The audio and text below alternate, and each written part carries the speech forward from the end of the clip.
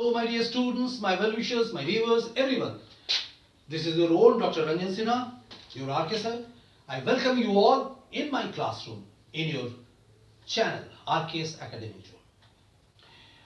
आज मैं आप लोगों के लिए कविता लेकर आया हूँ, ठीक है, इंग्लिश की। तो जितने भी मेरे स्टैंडर्ड 11th के बच्चे हैं, स्टैंडर्ड 11th के लिए उनका पोएम का सेक्शन, लास्ट 2 पोएम्स मैंने उनसे डिस्कस किया था, समराइज किया था, उनको बताया भी था। और ये तीसरी कविता है उनके सिलेबस से, क्लास 11th के लिए। तो उनकी जो तीसरी कविता है the chimney sweeper, written by William Blake, ठीक है। तो विलियम ब्लेक की ये कविता है और बहुत ही खूबसूरत कविता है, जहां पर कवि खुद स्वयं वक्ता बन के अपने सामने पूरे दृश्य को रखकर एक चिमनी स्वीपर की कहानी जो है बता रहे हैं, उसके जीवन के बारे में वो बता रहे हैं। तो वो खुद ही एक तरह से जो है वक्ता बने हैं और खुद उनके कल्पना में एक टॉम जो है, टॉम डैकर करके, तो वो जो है टॉम डैकर, अब बोलो लाइक दिस, तो वो उनका एक किरदार वो स्वयं ही प्ले कर रहे हैं, एक तरह से कहा जाए। उनका एक ये निर्माण है कविता के माध्यम से, और जिसके जरिए कवि ये बताने का प्रयत्न कर रहे हैं कि उस वक्त जो मतलब चिमनी जो स्वीपर जो होते थे, छोटे छोटे बच्चे, बहुत गरीब घर के बच्चे होते थे, माँ बाप भेज देते थे या कोई मजदूरी करते थे अपना पेट पालने के लिए, तो उन लोगों की स्थिति कितनी दयनीय थी, वो ये इस कविता से उन्होंने उनकी चर्चा उन्होंने किया है, उनकी दुर्दशा की, उनकी हालत का जो है वर्णन उन्होंने इस कविता के माध्यम से किया है। तो चलिए सबसे पहले उस कविता को पढ़ते हैं, फिर बात करते हैं यहाँ पर रख। चलिए मेरे साथ। हाँ, hello students, come and join me.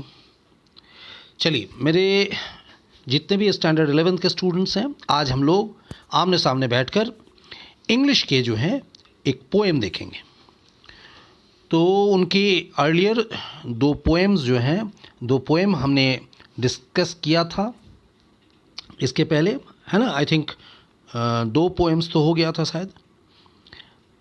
अब ये तीसरा पोएम जो है, थर्ड वन, ये जो है इसका टाइटल है द चिमनी स्वीपर, ठीक है। चिमनी स्वीपर, चिमनी आपने देखा होगा जहाँ से धुआं निकलता है और इसके वजह से वहाँ गंदगी रहती है, कालिख रहता है, उसको साफ़ करने वाले, स्वीपर मतलब जो साफ़ करते हैं, झाड़ू लगाते हैं, है ना। तो ये जो कविता है थोड़ा सा हमारे हृदय को छू लेता है। क्यों? क्योंकि ये कविता उसी तरह के लिखी हुई है। उसको हम लोग आगे पढ़ते हैं, फिर देखते हैं, समझते हैं। ये कविता लिखी हुई है William Blake, written by William Blake. And William Blake जो हैं, his poems are simple but they have very deep meaning. उनकी कविताएं जो हैं बहुत सिंपल, साधारण से होती है, परंतु दिल को छू जाती है। वो कविता दिल को इसलिए छूता है क्योंकि कहीं ना कहीं वो कनेक्ट होता है आम आदमी से। He wrote songs of innocence and songs of experience। ये एक तरह से कहा जाए कि उन्होंने ये songs of innocence and songs of experience, अनुभव की गीत या फिर innocence, सादगी की गीत जो है वह है, ये कविता के माध्यम से उन्होंने दिया है।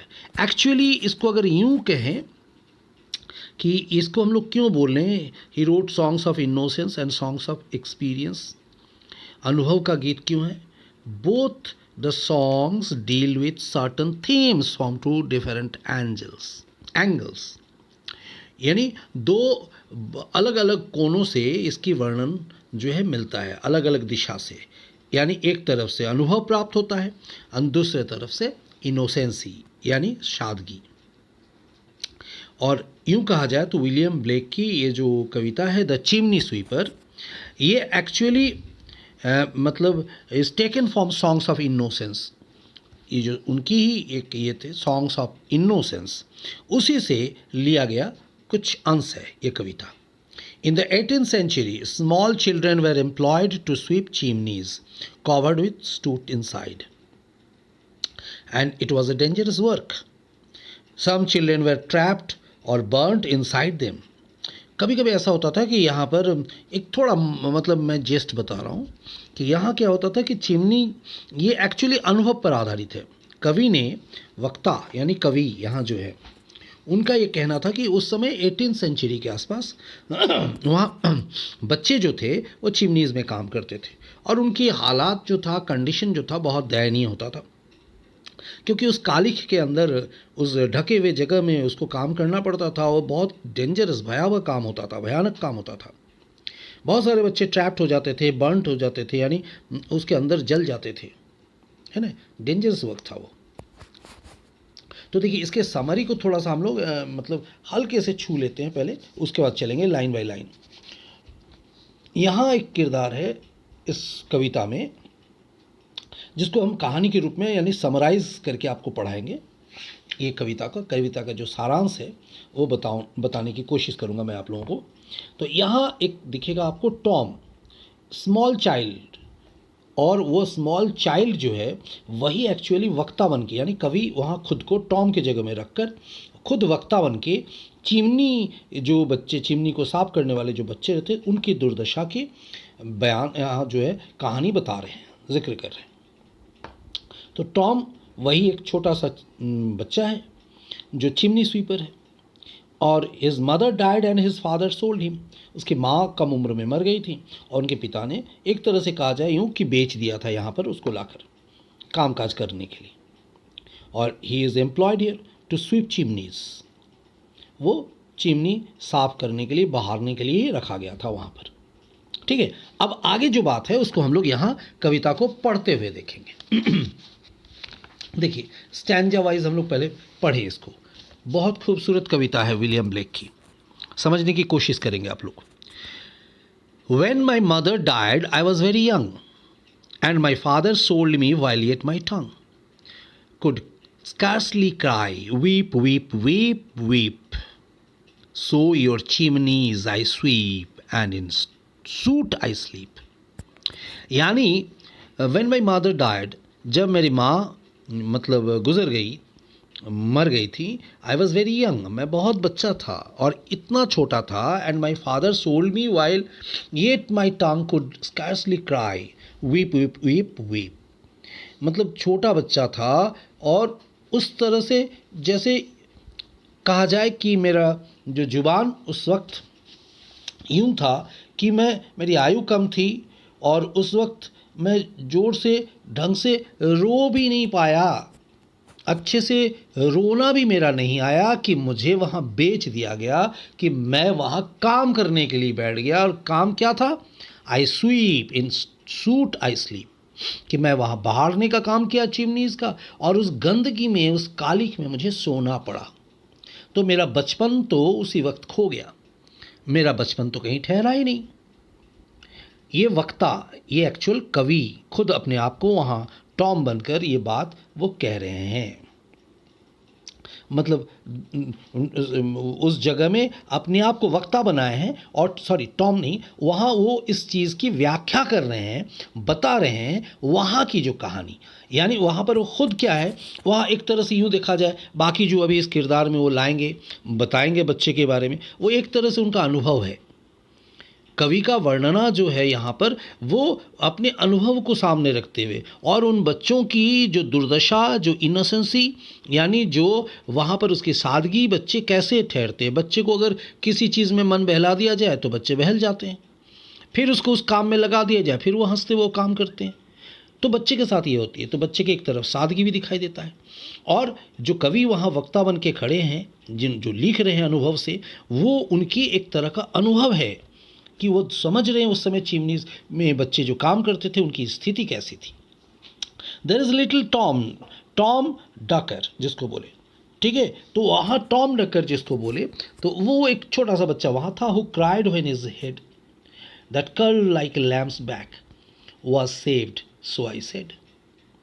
वहाँ जो एक बच्चा था टॉम डकर जिसको हम लोग बोले, एक अन्य और चिमनी स्वीपर बालक वहाँ कार्य करता था, उसका नाम टॉम डैकर, डाकरे बोले या डैकर, डैकर एक्चुअली नहीं, उसको टॉम डैकर बोले, इस तरीके से प्रोनाउंस करें। Who cried when his head that curled like lamb's back was shaved, so I said, hush Tom never mind it, for when your head's bare. तो कहने का मतलब क्या है कि hush Tom never mind it, for when your head's bare, you know that the suit cannot spoil your white hair। वहाँ जो बच्चा काम करता था टॉम डाकर, डाकर बोले एक्चुअली टॉम डाकर, राइट, ऐसे ही प्रोनाउंस करना है उसको, है ना, टॉम डाकर। एक अन्य चिमनी जो स्वीपर बालक वहाँ कार्य करता था उसका नाम था। उसके सिर में सुंदर घुंघरैले सफ़ेद बाल थे, है ना, जैसे कैसे लैम्स के बाल होते हैं घुंघरैले। तो वहाँ क्या किया गया, उसके सुंदर बालों को काट दिया जाता है, सेव कर दिया जाता है, और वो बच्चा रोने लग जाता है, वो चिल्लाने लगता है।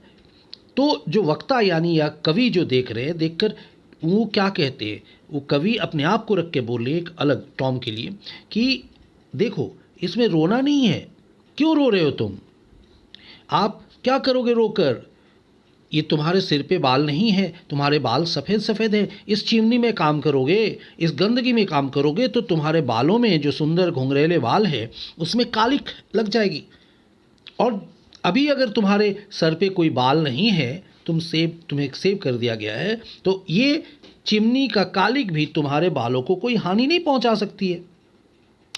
क्या पहुंचाएगा, तुम्हारे सर पे तो कोई बाल ही नहीं है ना। ये जो देखिए अंदर की जो अंतर्भावना है, एक तरफ कवि खुद अपनी जगह पर, वो किरदार जो है टॉम डाकर जो भी राइट नाउ हम लोग देख रहे हैं, तो ये वक्ता के रूप में कवि का एक अंतर्मन ही ये चीज़ बोल रहे हैं यहाँ पर। बात को आप लोग समझ रहे हैं ना, कवि खुद वक्ता बन के ये सारी चीज़ों के बयां कर रहे हैं, और ख़ास करके वो क्या बयां कर रहे हैं उस वक्त की, इसको समझने की कोशिश करेंगे। उस वक्त वो चिमनी वॉयस जो थे, जो काम करते थे उन कालिख में, उनकी स्थिति क्या थी, कैसे थी, और वो बच्चे कितने नादान होते थे, कितने सादगीपूर्ण उसका जीवन होता था कि उसे समझ ही में नहीं आता था कि हम गंदगी में काम कर रहे हैं। और ऐसे ही घरों से किसी को बेच दिया जाता था, किसी को मजदूरी करना पड़ता था वहाँ।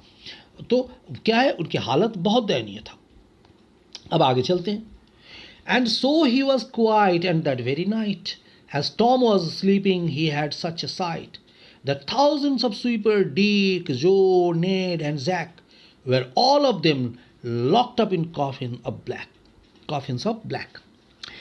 तो वो सुनकर कवि की ये बात यानी वक्ता की ये बात सुनकर टॉम डाकर जो है वो शांत हो जाता है और चिल्लाना बंद कर दिया।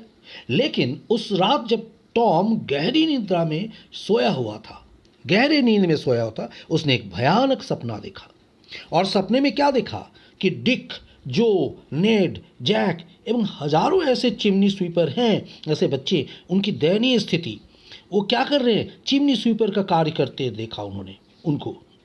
और सारे बच्चे को उन्होंने क्या देखा, उनकी स्थिति काफ़ी दयनीय देखा, और ऐसा लग रहा था कि वो एक बहुत कष्ट उनके जीवन में है जो चिमनी में काम कर रहे थे।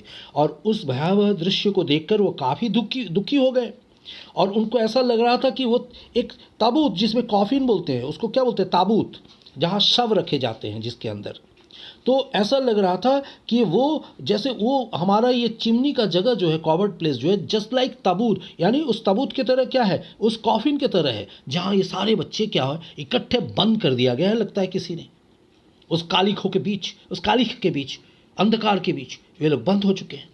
तो ये बच्चे की जो मन है ना, ये सोच रहा है, उसके मन की जो भावना है, ये कवि व्यक्त कर रहे हैं इस कविता के माध्यम से कि उस समय वे छोटे छोटे बच्चे किस स्थिति से गुजर रहे थे। And by came an angel who had a bright key, and he opened the coffin and set them all free. तभी क्या होता है कि जब वो सपने देखते हैं तो उस वक्त उसे क्या देखा, टॉम डाकर ने क्या देख रहा है कि तभी कोई लगता है कि कोई एंजल मतलब देवदूत जिसको कहा जाए, कोई देवदूत अचानक प्रकट होते हैं वहाँ पर। और उन्होंने क्या सपना में क्या देखा, टॉम डाकर ने क्या देखा कि वहाँ से कोई देवदूत उसके पास जैसा आ रहा हो, उसके हाथ में एक चमकीला वो चाबी है कॉफिन का, उस ताबूत का। And he opened the coffins and set them all free, और कॉफिन को वो खोल देते हैं और उन बच्चों को वो फ्री कर देते हैं। ठीक है, यानी अब सोचिए आप लोग, बच्चे फ्री हो जाते हैं, मुक्त हो जाते हैं, और उस वक्त बच्चे का हालत क्या होता है, मुक्त होकर उसको कैसा लगेगा, वो दौड़ कर भागता है वहाँ से, they down a green plain leaping laughing they run, और वहाँ से वो हरे भरे मैदान में दौड़ जाता है, लीपिंग उछलते हुए, लाफिंग हंसते हुए, दे रन वो दौड़ जाता है। And wash in river and shine in the sun, अपने आप को नदी में जाकर पानी में धोता है, कालिख को हटाता है और चमकने लगता है सूरज के साथ। यानी उसके मन बंधन मुक्त हो जाता है। बच्चे का जो अंतर्मन है ना, वो उसके जो बाल्य मन में उसको क्या लग रहा है कि हम यहाँ से फ्री हो गए, अब हम यहाँ से छूट गए हैं, ऐसा उसे लगता है कि देवदूत आके हमें रिहा कर देते हैं, यहाँ से हमें यहाँ से हटा देते हैं। हमें इस जो दुर्भाग्यपूर्ण शोषण की जो हमारी अवस्था थी, वहाँ से हमें मुक्ति मिलती है, और उस मुक्ति को पाकर वो बच्चे खुश हो जाते हैं, और वहाँ पर उसे ऐसे लगते हैं कि अब हम सुखी जीवन बिता सकेंगे एवं अपना भविष्य निर्माण कर सकेंगे। तो इस तरीके से उसी समय, यानी ये जो मजदूरी से छूटना, यानी यह सोचिए, कवि उसी वक्त सोच रहे हैं कि ऐसे बाल मजदूर जो बच्चे काम कर रहे थे, तो कवि के मन में कहीं ना कहीं ऐसी भावना रही होगी कि इन बच्चों को आज़ाद कर दिया जाए, ये बच्चों के उम्र नहीं है काम करने की। बात को समझिए आप लोग। तो ये कवि अपने कविता से, ये इसीलिए तो इसे कहा गया है सॉन्ग्स ऑफ एक्सपीरियंस, अनुभव बता रहे हैं अपने सादगीपन बच्चों का जो देखते हुए।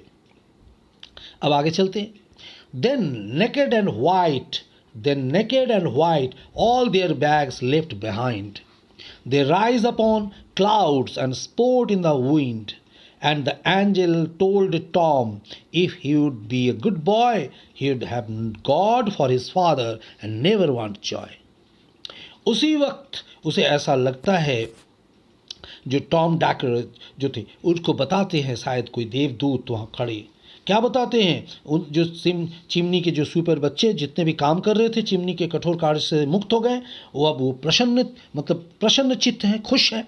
तो उन्हें उस वक्त टॉम को ऐसा अनुभव हुआ कि वो अन्य लड़कों के साथ आकाश में बादलों तथा हवा के बीच खेल रहा है, वहाँ वो खेल कूद कर रहा है, और उसी बीच उसे देवदूत का आगमन पता चलता है कि देवदूत वहाँ उसे क्या बता रहा है कि अगर तुम अच्छा लड़का बनने का अगर कोशिश करते हो, यानी देवदूत उसे अच्छा लड़का बनने का परामर्श देते हैं, सलाह देते हैं कि अगर तुम अच्छे लड़के बन जाते हो तो ये ईश्वर तुम्हारे पिता के समान होंगे, खड़े होंगे तुम्हारे साथ, भगवान ही तुम्हारे लिए परम पिता परमेश्वर बनेंगे, और इस परम पिता परमेश्वर की महान शक्ति पर तुम्हें विश्वास करना चाहिए। टॉम को बताया जा रहा है देवदूत कि क्या बोल रहे हैं कि तुम अगर विश्वास करोगे उन्हें, तो तुम्हें सुरक्षा भी देंगे और समृद्धि या खुशी भी तुम्हें प्रदान करेंगे, और इस तरह से तुम्हारे जीवन में कभी कोई दुख नहीं आएगा। And so Tom awoke, and we rose in the dark and got with our bags and our brushes to work. Though the morning was cold, Tom was happy and warm. So if all do their duty, they need not fear harm. अब यहाँ देखिए, यहाँ क्या होता है, ये जो सपना वो देखता है छोटा सा बच्चा, तो उसे ऐसा फील होता है, उसके मन में खुशी उमंग भर जाता है, और उसके मन में हिम्मत आ जाता है, साहस आ जाता है कि शायद अब हम लोग जब जागे हैं तो यहाँ से, ये गंदगी से, इस अंधकार से मुक्त हो गए, वहाँ से बाहर निकल गए, एंड अब हम फिर से जो सुबह, नई सुबह जो आई है हमारे लिए, यानी उस वक्त उस बच्चे के मन में क्या लग रहा है, वो जो ऐसा मासूम चेहरे के अंदर जो वहाँ क्या था, मतलब जिसको हम लोग बोले वो मन से हार चुका था, बच्चे, छोटे छोटे बच्चे, मायूस हो चुका था। तो वो मायूस बच्चों को ऐसा लगा कि चलिए, टॉम उसमें से जो था, जो सपना देख रहा था, उसके मन में ऐसा आया कि अब हम अंधकार से शायद बाहर निकल गए, इसीलिए उसका मन जो है प्रसन्न चित्त हो गया। पुनः वो जब अगले सुबह जागता है तो वो क्या करता है, अपना बैग्स को लेकर, अपना ब्रशेस को लेकर फिर काम में उतर जाता है, झाड़ू को लेकर, और अच्छे मन से काम शुरू कर देता है, दुखी मन से नहीं, खुश होकर काम शुरू कर देता है कि कहीं ना कहीं भगवान का, देवदूत का वो वार्ता उसे समझ में आता है कि अगर मैं अच्छा काम करूंगा तो एक ना एक दिन मैं फ्री हो जाऊंगा यहाँ से। दो द मॉर्निंग वॉज कोल्ड, हालांकि वह सुबह बहुत जाड़ा पड़ा था, ठंड पड़ा था, लेकिन टॉम मन ही मन बहुत गर्म था, खुश था, यानी Tom was happy and warm. So if all do their duty they need not fear harm. यदि वो ये सोच रहा था, यदि हम अपना कर्तव्य का, कर्म का पालन करेंगे तो हमें कभी डरने की कोई ज़रूरत नहीं होगी, कोई आवश्यकता नहीं होगा। आ गया समझ में? यानी बहुत ही एक खूबसूरत कविता है, रियलिस्टिक पोएम है, एक्सपीरियंस पर आधारित है। और यहाँ आपको ध्यान में रखना है, ये जो कवि स्वयं उनकी एक कल्पना है, वो ये बच्चों को उन्होंने देखा है, तो यही कविता जो है वो उन्होंने अपने अनुभव से लिखा है। ये कविता यहाँ पर खुद ही वो वक्ता हैं, वक्ता बन के बोल रहे हैं, और टॉम जो वो स्वयं एक जगह किरदार में आते हैं और वही सपना देखकर वही बच्चों को ये मैसेज देते हैं कि अगर हम अपने कर्म को सही तरीके से पालन करेंगे, अपने आप को खराब मतलब होने से बचाएंगे, तो हमारे लिए भगवान हमें हमारा जगह सुरक्षित रखेगा और वही हमारे लिए परम पिता परमेश्वर बनकर हमारा मार्ग हमेशा सदैव हमारे लिए खुला रखेगा और हम खुश रहेंगे। आ गई समझ में आप लोगों को? तो ठीक है, इस कविता को आप लोग पढ़ेंगे। पैरावाइज मैंने कोशिश किया आप लोगों को अच्छे तरीके से समझा देने के लिए। ठीक उसी तरीके से फिर आप लोग खुद छोटे छोटे जो शॉर्ट क्वेश्चंस निकलेंगे उसको आप बनाने की कोशिश करेंगे, हार्ड वर्ड का मीनिंग्स याद करेंगे। बाकी जो भी दिक्कत हो वो आप लिखेंगे मुझे, मैं कोशिश करूँगा कि आपका जितना भी प्रॉब्लम हो उसे सॉल्व करूँ जल्द से जल्द। ठीक है, चलिए तो फिर आइए बात करते हैं। तो हमने देखा इस कविता जो अभी हमने पढ़ा, इस कविता के अंदर सच में वो दिल को छू लेने वाली बातें कुछ ऐसे सामने देखने को मिला। यहां पर ये भी हमें देखने को मिला कि किस तरह से वो छोटा एक और बच्चा जो था टॉम डाकरे, उसका जो खूबसूरत सा सफेद बाल जो था, घुंघरेले बाल, उसका बाल को सेव कर दिया जाता है और वो किस तरह से छोटा सा बच्चा किस तरह से भावुक हो जाता था, किस तरह से दुखी हो जाता था। लेकिन कवि जो वक्ता बन के उसे समझाते हैं, उसे कहते हैं कि अच्छा हुआ तुम्हारे साथ, ये कोई खराब नहीं हुआ, क्योंकि तुम्हारे इतने खूबसूरत जो सफेद बाल, घुंघरेले बाल, अगर तुम इस कालिक के अंदर काम करोगे, इस चिमनी के अंदर काम करोगे, तो ये गंदे बाल तुम्हारे क्या हो जाएंगे, मतलब ये अच्छे बाल तुम्हारे गंदे हो जाएंगे, सफेद बाल तुम्हारे गंदे हो जाएंगे। तो इस तरीके से उस छोटे से बच्चे का वो मनोबल बढ़ा रहे हैं। उसी समय वो बच्चा क्या है, जब वो सोता है रात को, तो टॉम डाकर ने क्या सपना देखा कि उसके कुछ दोस्त और ऐसे छोटे छोटे बच्चे जो है वह काम कर रहे हैं कालिक के अंदर। लगता है कि वो ऐसे एक कॉफिन में बंद हो गया है, ताबूत में बंद हो गया है, यानी जिसको कॉफिन मतलब जहां डेड बॉडीज रखे जाते हैं, शव रखे जाते हैं, वहां वो बंद हो गए। और अचानक वो देखता है कि एक कोई देवदूत उसके सामने आता है मसीहा बनकर, और उसके पास वो सुनहरे चाबी है उस कॉफिन को, ताबूत को खोलने की, जहां से उसको रिहा कर दिया जाता है छोटे बच्चों को। और वो उछल कर भागता है वहां से, उमंग से, खुशी से दौड़ कर भाग जाता है, खुले मैदान से उछलते कूदते जाके नदी से उसका पानी में वो नहाता है, अपने आप को साफ करता है, गंदगी को धोता है, सूरज की रोशनी में चमकने लगता है और ये सोचता है कि अब हम लोग शायद फ्री हो गए। देवदूत उसे बताता है भगवान तुम्हारे पिता के रूप में सामने खड़ा है, अगर तुम लोग अच्छे काम करते हो, अच्छे बच्चे बनते हो, तो कभी तुम्हें घबराने की जरूरत नहीं है, भगवान हमेशा सदैव तुम्हारा रक्षा करेगा। और यदि तुम अपने कर्म को सही तरीके से करते हो तो कभी तुम्हें किसी दुख का जो है दुखों का सामना तुम्हें नहीं करना पड़ेगा। और वो बच्चा, छोटा सा मन जिसके अंदर, छोटा बच्चा, वो खुश हो जाता है, उसे लगता है कि हाँ सच में अगर हम अपने कर्मों को सही तरीके से निभाएंगे तो हमें जिंदगी भर कभी दुखी नहीं रहना पड़ेगा।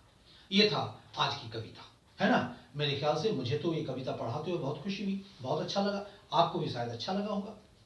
तो मैंने कोशिश किया इसके समरी को जितना इजी वे से आपको बता दूं, समझा दूं। बस आपका काम क्या है, अब इसको आप पढ़ेंगे अच्छे से, लाइन बाय लाइन पढ़ेंगे, छोटे छोटे क्वेश्चंस इसके निकालेंगे, हार्ड वर्ड्स को, वर्ड्स जो है उसको निकालेंगे, सॉल्व करेंगे। और जो भी दिक्कत आपको हो, एज यूजुअल मैंने हजारों बार आपसे कहा है, उसको अगर आपको कोई इस तरह का कोई प्रॉब्लम आता है तो उसको आप कमेंट बॉक्स में डालेंगे यहाँ पर, और मैं कोशिश करूंगा कि उसको सॉल्व कर दूं। कोशिश क्या करूंगा, ये मेरा काम है।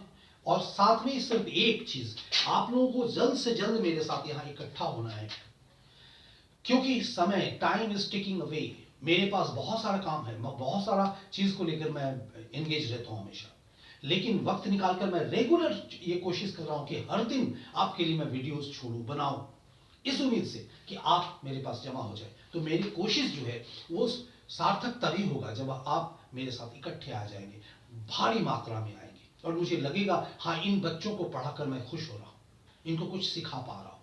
तो मैं यही कहूँगा कि अगर मेरे जो वीडियोस जो मैं आपको बना रहा हूँ, उम्मीद से बना रहा हूँ, अगर वो आपको अच्छा लग रहा है, आपको कहीं ना कहीं ऐसा लग रहा है कि इस वीडियोस के थ्रू आप लाभान्वित होंगे, और होंगे, ये मेरा वादा है। जब भी मैं आपके आमने सामने आऊंगा, आपके पास खड़ा रहूंगा, आप जो भी सवाल मुझसे करना है आप करोगे, और मैं कोशिश करूंगा आपका हर एक सवाल का जवाब देने की।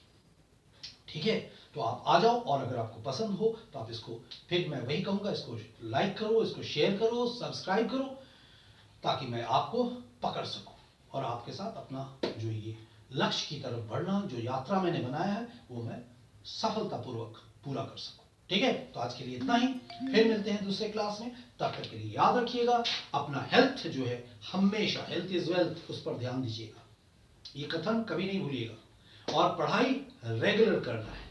क्यों? क्योंकि पास एक ही है, लक्ष्य है हमारे पास 75% एंड अबव, तो ये हमको पार करना है, और मुझे ये साबित करना है कि अगर हम अच्छे से पढ़ते हैं तो हमें पास करना है। और मैं रूबरू हूंगा आपके साथ, आमने सामने आऊंगा। जो भी बच्चे मेरे साथ जुड़ेंगे यहाँ पर, जो यहाँ मेरे पास आएंगे पढ़ने के लिए, उनको मैं चैलेंज करूंगा, उनको लेकर निकलूंगा कि उन्हें 75% अबव आ रहा है या नहीं आ रहा है। ठीक है, चलिए चलते हैं। Good luck, thank you.